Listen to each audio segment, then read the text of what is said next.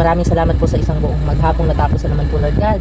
Lord, thank you po sa mga pagkain, sa blessing, sa patuloy po namin natatanggap, Lord God. Salamat po sa aming anak na si Zia, Lord God, na napakabait, masipag mag-aral at nagbibigay ng saya sa aming buhay ni Daddy, Lord God. Lord, salamat din po kay Daddy namin na nag-work hard para lang po maibigay yung mga pangangailangan namin sa pang-araw-araw na buhay, Lord God. Lord, salamat po kay Caleb na nagbibigay din po ng saya sa aming pang-araw-araw na buhay, Lord. Salamat din po kay Mami ni Zia, Lord God, na nag-aalaga at nag-aalaga din kay Daddy namin, Lord God, naglalaba and everything, Lord God. Lord, salamat po sa mga nagmamahal po kay Zia, Lord God, na patuloy na naglalove kay Zia, Lord God. Lord, salamat po sa everything and sa everything, Lord God. Lord, sorry po sa mga nagawa po namin kasalanan sa isip, sa salita at sa gawa, Lord God. And we know that you have already forgiven us, Lord God.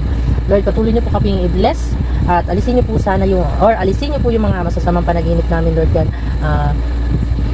Tanging mga good dreams lang po, Lord God. Lord, tinataas po namin yung pangalan mo sa lahat po ng aming mga ginagawa. Inaalay po namin tanging sa iyo lamang po, Lord God. Lord, please continue to guide us and always bless us with your loving grace. In Jesus' name we pray. Amen. Good night.